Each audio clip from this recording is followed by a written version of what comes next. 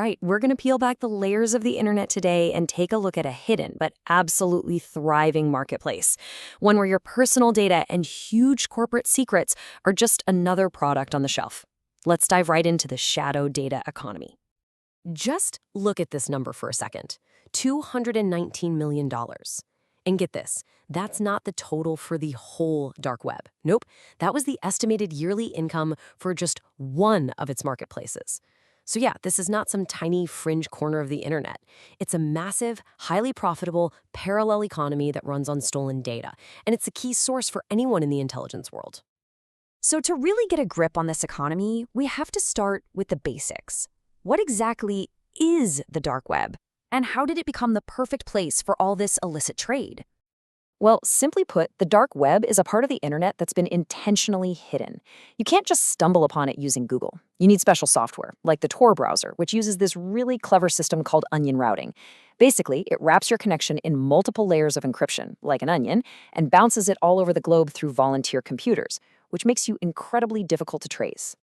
And all that anonymity, as you can imagine, creates the perfect storm for a whole menu of illegal services. I mean, it's become a literal one-stop shop for cybercrime. You can rent out ransomware, buy gigantic databases of stolen info, launder crypto. You even find groups launching politically motivated attacks. For OSINT professionals, this whole thing is a real double-edged sword.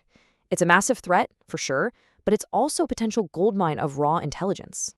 So let's head into the marketplace itself. What's actually for sale here? Because, it's way more than just a few stolen passwords or credit card numbers. Okay, take a look at this.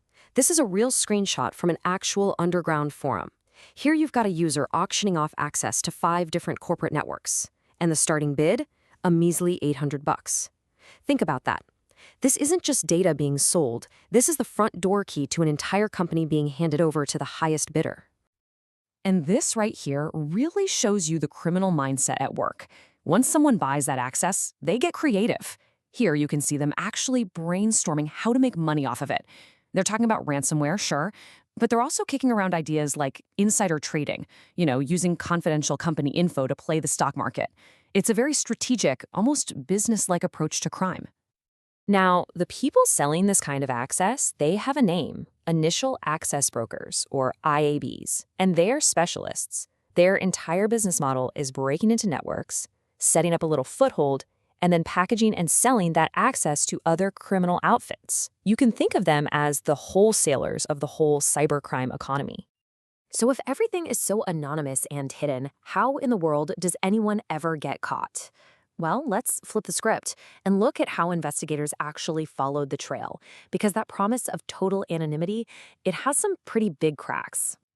I mean, that's the central puzzle for any investigation in this space, right?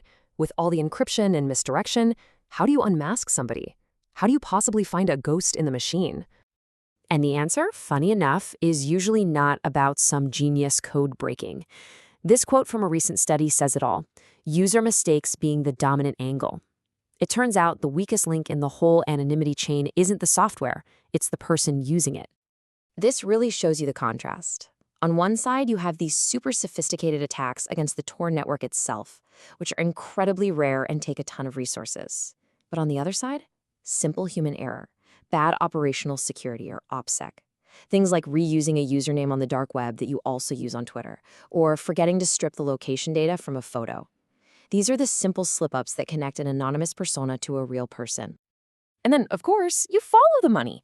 Crypto might seem anonymous, but the blockchain is basically a public rulebook. So when investigators spot a wallet involved in a crime, they can digitally flag it or taint it. Then specialized software just follows that tainted money as it hops from wallet to wallet, creating a perfect digital breadcrumb trail right through the so-called anonymous system.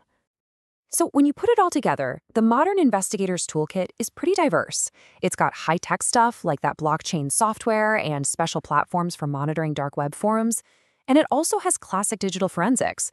But really, the glue that often holds an investigation together is good old-fashioned open-source intelligence, OSINT.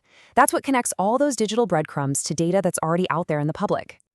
Okay, so all of this brings us to a really, really complex area, because for journalists, for researchers, for threat intelligence analysts, the dark web is an incredibly valuable source of information. But navigating it means walking a very fine ethical and legal tightrope. I mean, think about it. You might be a journalist investigating a massive data breach or an analyst tracking a new cyber threat. The answers you need are in there, but getting to them means going into these criminal spaces. And that comes with some very real risks, both legal and personal. The U.S. Department of Justice actually has official guidance on this. They recommend creating formal rules of engagement for your team before you even start. And they give a pretty stark warning. Be prepared to be investigated yourself, because law enforcement can't always tell a researcher from a criminal at first glance. They suggest building a relationship with them ahead of time to avoid any misunderstandings. And here is the absolute crucial distinction, the line between just looking and actually participating.